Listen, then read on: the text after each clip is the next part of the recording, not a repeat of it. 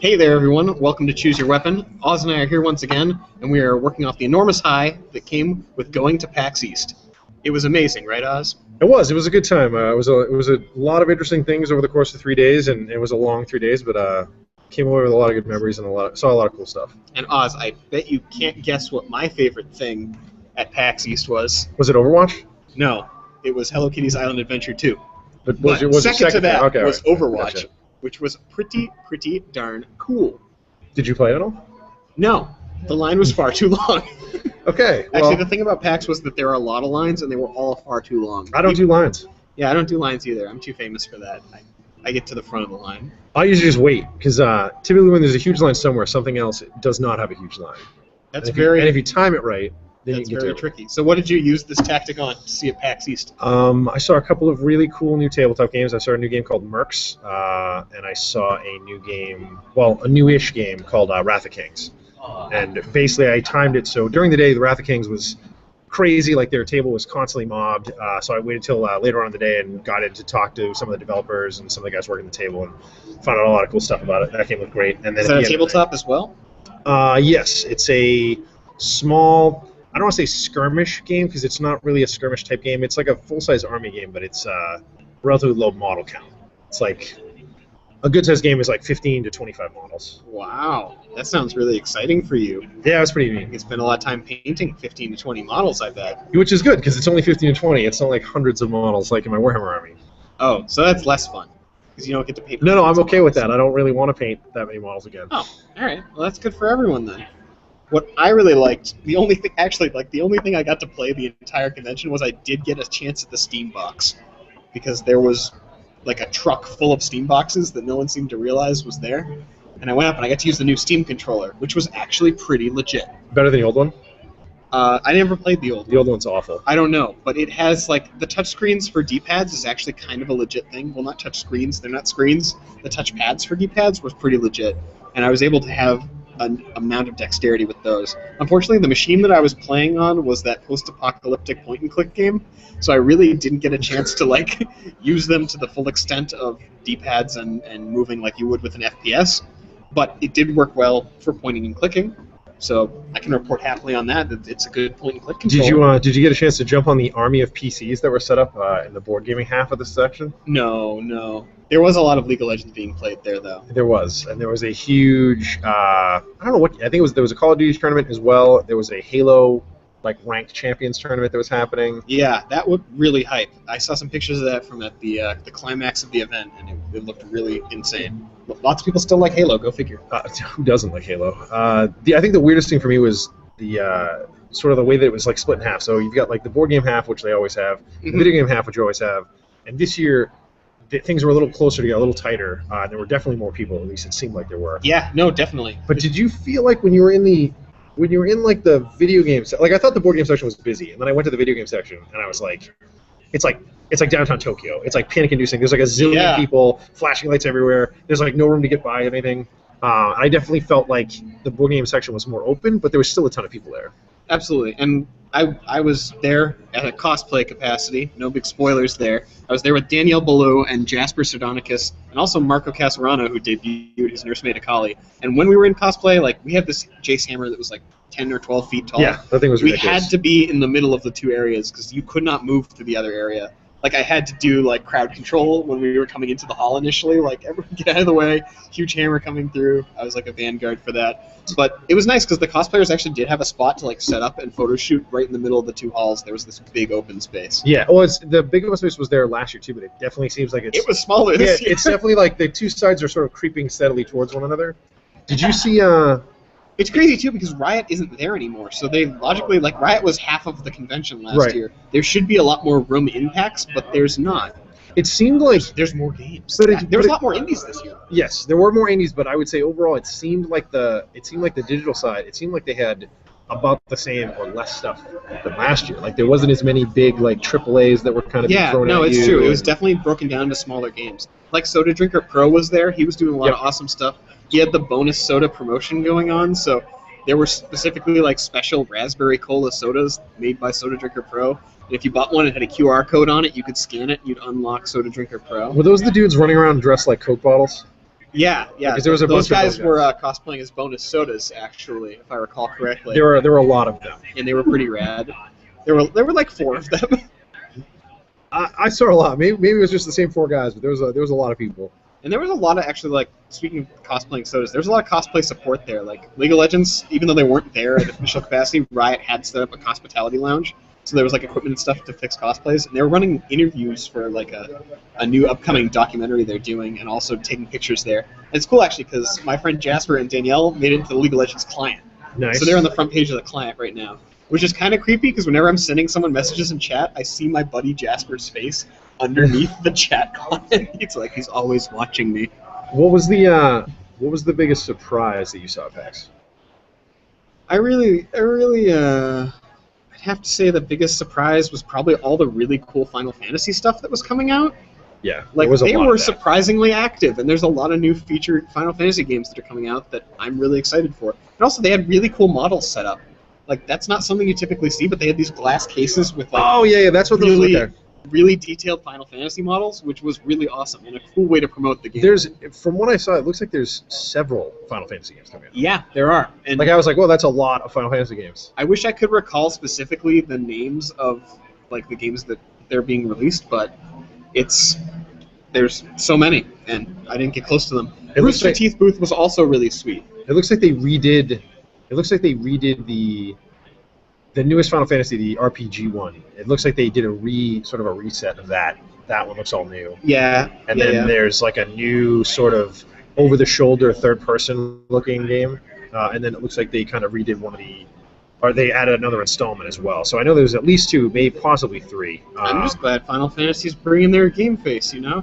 Like, I've maintained for a long time that Crisis Core was the greatest game for the PlayStation Vita, and I'd love to see more PlayStation Vita game, or for the PSP, sorry. Crisis Core was for the PSP. I'd love to see a game for the Vita that matches that level of excellence. The Vita needs a little bit more support, I think. It's a great system, and it is. It's got great features. The D-pads are solid, and the graphics are awesome. Both the back pad and the front touchscreen are both really good. I had one for a long time. The only reason that I kind of like lost interest in it is because it wasn't getting a lot of support.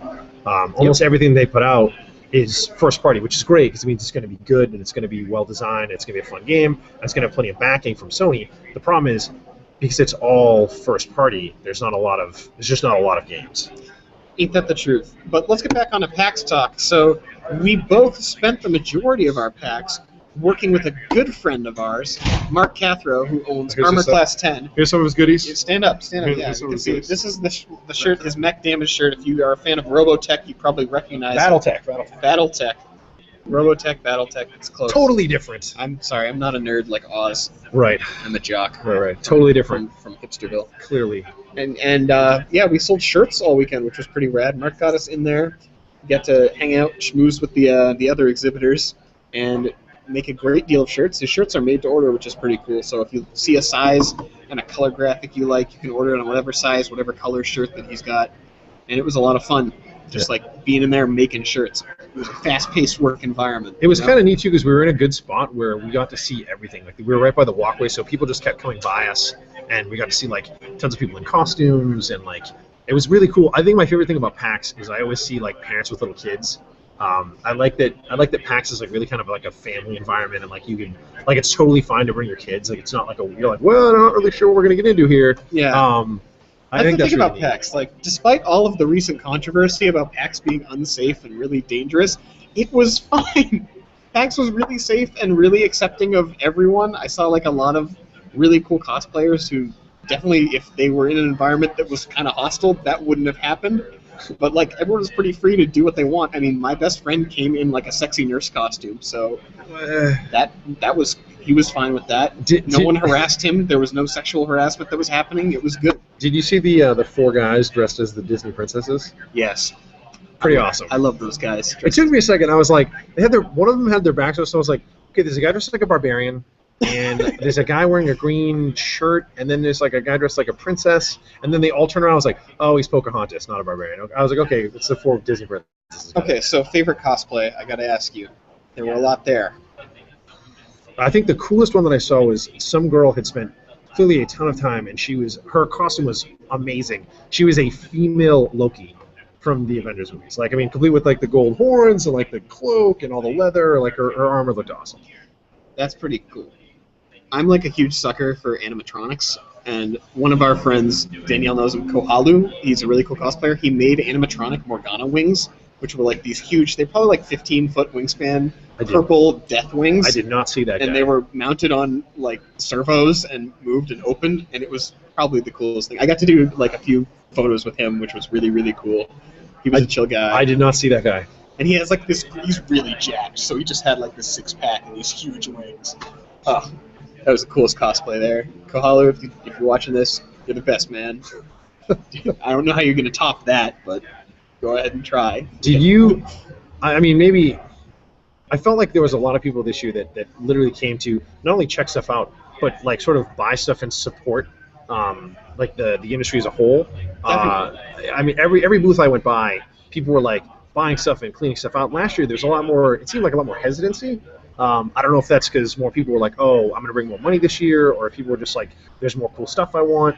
But like I was talking to these one guys, I think it was the guys at the Mercs booth, and on the second day on Saturday, they were basically out of starter sets. Yeah, what was up with that? The booth next to us sold out after the second day, and they didn't just come left. on Sunday. They didn't come back. They had a booth, and we just started using it. Like, yeah, they were like, oh, we sold everything we had. We're the out. game was Drinking Quest, I believe. It's a drinking game. We involving played. Cards. Yeah, you've played. I haven't played it.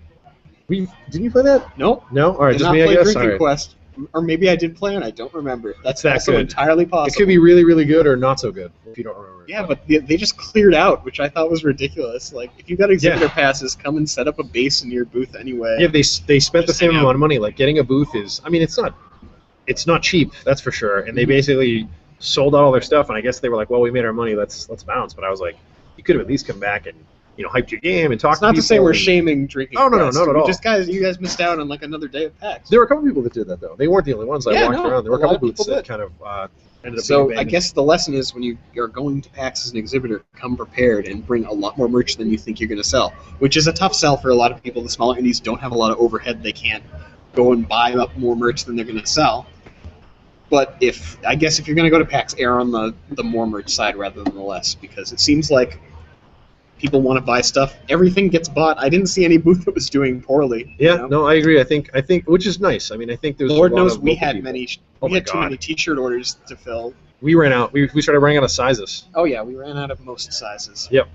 I think Mark's happy with how we did at PAX. Yeah, I think so as well. I don't think he has any complaints. And if you bought a shirt from Armor Class 10, please share on social media. We'd love to see our shirts online because they don't get a lot of exposure, really. I mean, I post them whenever I see them because they're hilarious, but I can't reap all I that wear sweet karma mine myself. whenever it's clean. Exactly. I can't reap all the karma myself. So if you have an Armor Class 10 shirt, share it. We had a lot of us. customers. We had a lot of customers coming back wearing shirts, and I was like, "Oh, I like your T-shirt." And they're like, "Oh yeah, I bought it for you guys last year." Yeah, and then they got And more. then, yeah, exactly. They You came need back for 5 shirts, one for every day of the week for work. What was your favorite thing you saw on the board gaming side? On the board gaming side, oh, I don't know. I saw a lot of cool board games. There's nothing you saw that Probably jumped out at you. Drinking Quest. I will say that their new upgraded art looked a lot cooler. Yeah, The it was a Ninja big Division step up people for were them. super cool too. Did you see the Ninja Division booth? Was that the one across from us? They were sort of like heading towards the electronic side. They had like the giant Oh. Ninja Division banner. Oh yeah. Oh, the people who made those custom dice. I wish I had Yep. the name of those people. It was like Steel something, but they made enormous dice and they made metal dice with these like really cool wooden boxes. And they had like all. Like, I'm really promoting the symbolized hell them. out of them right now, but Yeah, if only we knew their name, then we would totally give them a free plug, but we don't. we'll annotate this YouTube video with your name after if we can find you. We'll put it right down here at the bottom. We'll just Yep, be right. digitally. Right here. Our guy will do There's that. probably nothing there still. Don't even worry about it. Even 3 days into post, we will not know. Do we do post? No, there is no post on Awesome. the show. Everything is We're efficient. pure, unadulterated nerddom. That's the greatest thing about Choose Your Weapon. We use it all. So, is there anything from PAX that we haven't covered that you'd like to talk about before we wrap things up here at the Microsoft Store in the Prudential Center of Boston, Massachusetts? No, I think the coolest thing was the fact that, like you said, it was kind of neat. Like, no matter what you're into, you could talk to anybody there, and everybody seemed super cool and really Yeah. easygoing, kind of accepting. It was nice. But yeah, like there was like tons of famous YouTubers and gamers walking around. My friend ran into Sky Williams randomly. Got to take a picture with him. You probably don't know who Sky Williams No is. idea. But he's like one of the greatest League of Legends blogger type guys. He does social commentary on League of Legends. Okay. He's really legit. He's got a good insight into the game. And he was just like hanging out. Markiplier made really funny faces at Frank, one of our big videographers. He just kind of like attacked him. Isn't there Not in a bad way. Isn't there like a random group photo of you and like Jess Nigeri's like Yeah. where I am? Yeah, that was the cosplay after party. I didn't know that Jessica was next to me, but she got tagged in the photo afterwards, and I was like, mother of God, she was standing next to me. So close, so close. Yeah, also, I'm going to call out Fire and Ice. You did a crappy job seating that cosplay party. We waited for an hour. We had reservations 3 months in advance, and you couldn't seat us. Granted, it was 31 really famous cosplayers, but still. I thought You had 3 months. I had assumed when you said Paradise, I assumed they had like rented it out. Yeah, they should have probably. We could have filled it. Yeah, 31. That's a pretty big batch of people to just put it like a couple of tables pushed together. Yeah, but speaking of after parties, one that didn't crap out on us was the Asus after party. It was really, really rad. They had 3 4K monitors set up, connected to their premium, like liquid-cooled dual Titan running machine. I got to play Far Cry 4 on that. It was awesome. And the Royale was a great venue. Headhunters was killing it with the electronic music. We actually started the dancing.